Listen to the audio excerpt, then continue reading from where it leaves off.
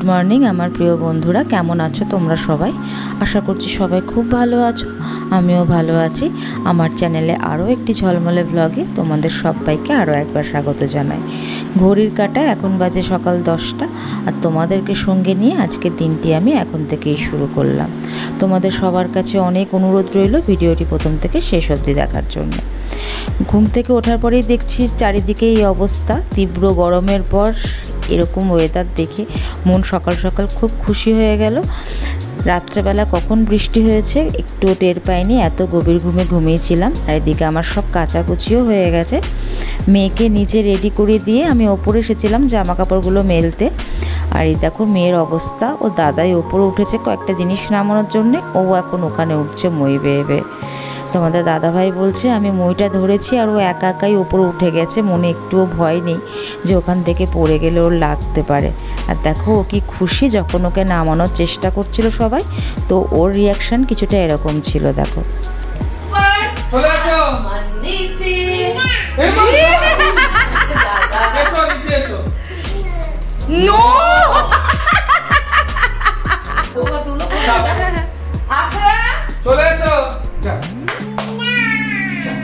বলো আমি দাদা, বলো এসো, একটু অফ করে দাও তো, একটু অফ করে দাও, একটু অফ করে দাও, নাহলে তোমায় নিয়ে নেবে। শোনা, অফ করে দাও, অফ অফ করে দাও। করে বুঝে গেল যে উঠতে হয়। ঠিক আছে, অসুবিধা নেই। বাপির একজনকে তৈরি করে দিচ্ছে বাপির মতন করে, বাপির সব কাজ ওই। হ্যাঁ, মেয়ের জলখাবার অনেকক্ষণ আগেই খাওয়া হয়ে গেছে, আর মেয়ে এখন এখানে মিঠির সঙ্গে বসে বসে খেলছে। মিঠি কিছুক্ষণ আগেই আমাদের বাড়িতে এসেছে ওর বাবার সাথে, আর মেয়ে মিঠিকে পেয়ে ভীষণ খুশি। যেহেতু বাড়িতে আমাদের 4 জন ছাড়া কাউকে পায় না, ওকে পেয়ে যেন ও মানে বিশাল একটা খুশি পেয়েছে। ওকে ধরে আদর করছে, চুমু খাচ্ছে, গলা জড়িয়ে ধরছে, আর আমি সেগুলো বসে বসে দেখছি। আজকে আবার আমাদের একটা জন্মদিনের বাড়িতে নেমন্তন্ন আছে দুপুরে। তোমাদের দাদাভাইয়ের আমি যাব, মেয়েটাকে নিয়ে যাব না, কারণ যে সময় আমরা যাব সেই সময় মেয়ের ঘুমানোর টাইম হয়ে যাবে, তাই ওকে ঘুম পাড়িয়ে রেখেই যাব। আর এদিকে এসেছে আমাদের বাড়িতে এসি সার্ভিসিংয়ের লোক, ওপরের ঘরে এসি সার্ভিস করতে এসেছে। তো সেই কারণে ঘর দুয়ারের অবস্থা খুবই খারাপ। যাও একটু টাইমে যদি যেতে পারতাম, একটু আগে যদি যেতে পারতাম, তাহলে মেয়েকে নিয়ে যেতাম। কিন্তু মনে হচ্ছে ঘর দুয়ার পরিষ্কার করতে করতে আমার অনেকটা সময় চলে যাবে। তো এই দেখো এখানে এসি পরিষ্কার হচ্ছে। আর এসিটা আমাদের অনেক দিন হয়ে গেছে সার্ভিসিং করা হয়নি, তাই এসিতে প্রচুর পরিমাণে ধুলো পড়ে গেছিলো। আর যেহেতু তোমাদের দাদা ভাইয়ের আজকে ছুটি আছে, সেই কারণে আজকের জন্যই বুকিং করানো হয়েছিল। আর এই দেখো এসিটার অবস্থা ভেতরে মানে প্রচণ্ডই ধুলো পড়েছে। তোমাদের দাদা ভাই সময় পেলেই ওপরের ওই পাতলা পাতলা প্লেটগুলোকে পরিষ্কার করতে বটে, তবে ভেতর থেকে ডিপ ক্লিনিংটা অনেক দিন যাবৎ হয়নি। আর এই দেখো ঘর দুয়ারের অবস্থা।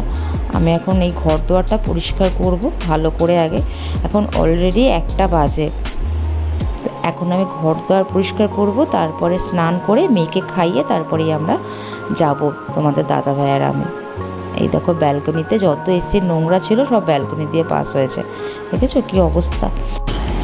ব্যালকনির জলটা পাস করার জন্য ব্যালকনিতে একটা ছোট্ট ফুটো মতন করা আছে, তবে ফুটোটা এতটাই ছোট যে ওখান থেকে জলটা কোনো মতেই পাস করানো সম্ভব নয়, তাতে আমার অনেকটা সময় লেগে যাবে। তো সেই কারণে আমি ব্যালকনিটা আগে ছেড়ে দিয়ে আগে চলে এসেছি ঘরে। ঘরটাকে গুছিয়ে নিই, তারপরে গিয়ে ব্যালকনিটা পরিষ্কার করব। ওই ব্যালকনির জলটাকে আমাকে হাতে করে ন্যাকড়ায় নিয়ে নিয়ে বালতিতে চিপে চিপে ফেলেই পরিষ্কার করতে হবে। তো এখানে আমি চাদরটাকে আগে পেতে দেবো, ওই চাদরটা তুলে দেবো, কারণ ওদেরকে এর ওপর উঠেই এসিটা পরিষ্কার করতে হয়েছে। তোমাদের দাদা ভাই ওরা আসার আগে একটা চাদর দিয়ে বিছানার সব বালিশগুলোকে আর মশারিটাকে একটা চাদর দিয়ে ঢেকে রেখেছিল, তো ওই চাদরটাও তুলে ফেলবো, আর যেটা পাতা ছিল সেটাকেও তুলে ফেলবো। আর এদিকে আমাকে যত তাড়াতাড়ি হোক গুছিয়ে নিচে যেতে হবে, মেয়েকে খাওয়াতে হবে, কারণ আমি যখন উপরে এসেছি সব গোছাতে তখন ঘড়ির কাঁটায় বাজে 1টা। তো অনেকটাই লেটে গেছে ওরা। ওরা গেছে আর আমি সঙ্গে সঙ্গে ওপরে এসেছি, একটুও টাইম নষ্ট করিনি। তো আমাদের দাদাভাইকে বললাম তোমাকে মেয়েটাকে কিন্তু ধরতে হবে, কারণ ও এতক্ষণ একা একা থাকতে পারবে না, অনেকক্ষণও মিঠির সঙ্গে খেলেছে, তখন আমি ছিলাম। কিন্তু একটা সময় পর না ও সবাইকে চায় আর কি, সবাই চায় যে সবাই ওর কাছে বসে ওকে টাইম দিক। তো আমি বললাম তোমার যখন ছুটি আছে তাহলে তুমি মেয়েটাকে নিয়ে বেরো। তো মেয়েটাকে নিয়ে বেরোলো, আর এই ফাঁকে আমি চলে এসেছি ওপরটা গোছাতে। তো এখানে দেখো ব্যালকনির জলটাকে আমি একবার হাতে করে ফেলার চেষ্টা করেছি, তবে সেটা সম্ভব হয়নি। তারপরে আমি আমার নিজের মতন করেই ব্যালকনিটাকে পুরো পরিষ্কার করে নিয়েছি।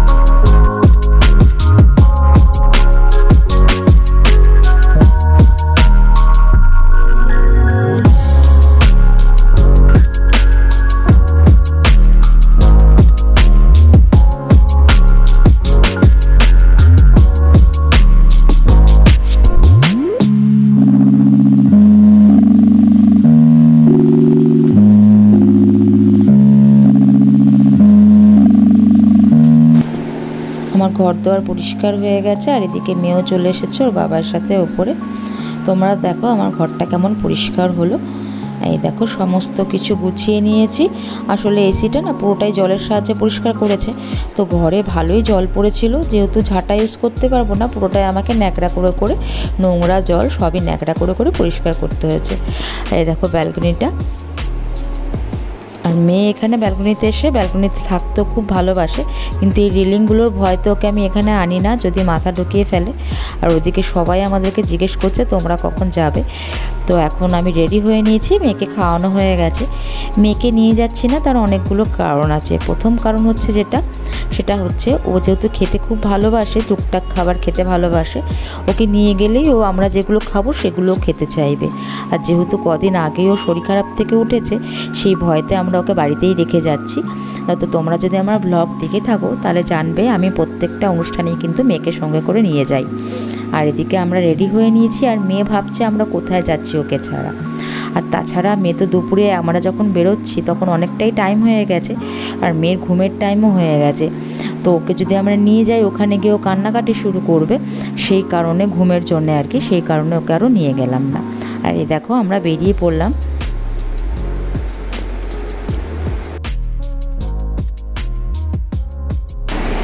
তো দেখো আমরা বার্থডে ভেন্যুতে পৌঁছে গেছি। যার বার্থডে তাদের বাড়ি হচ্ছে আমাদের পাড়াতেই, আমাদের বাড়ির 2-3 বাড়ির পরেই। আর যেখানে ওরা বার্থডের জন্য বুক করেছে, একটা লজ বুক করেছে, সেই লজটা আমাদের বাড়ি থেকে 2-3 মিনিট লাগে আর কি বাইকে করে আসতে 10টায়। তো ওখানে পৌঁছে গেছি আর চলে এসেছি বার্থডে গার্লের সাথে কথা বলতে। বার্থডে গার্ল এখন বেলুন নিয়ে খেলতে ব্যস্ত, তো ওর সাথে কথা বললাম। ওর নাম হচ্ছে ইহানা, আর নামটা ভীষণ মিষ্টি লাগলো আমার, ভীষণ ইউনিক একটা নাম, চট করে শোনা যায় না, আর ওকে দেখতেও ভীষণ মিষ্টি। তো ওর সাথে কথা বললাম, কথা বলে আমি ওর মায়ের সাথে একটু কথা বলে আমরা চলে এসেছি সোজা উপরে, কারণ মেয়েকে রেখে এসেছি তো কোথাও না একটা টেনশন কাজ করছে আর কি।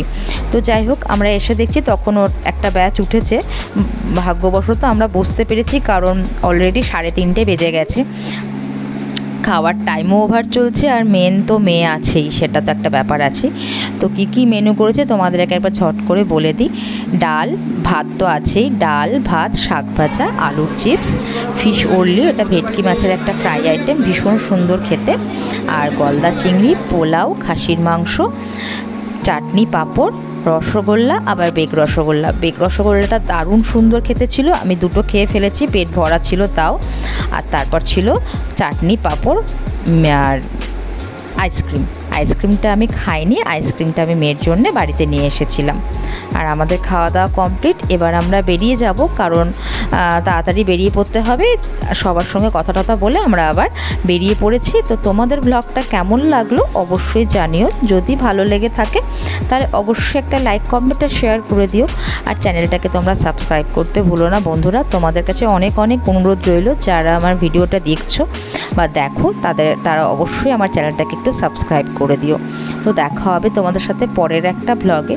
ততক্ষণের জন্য তোমরা সুস্থ থেকো, স্বাভাবিক থেকো। টাটা বন্ধুরা।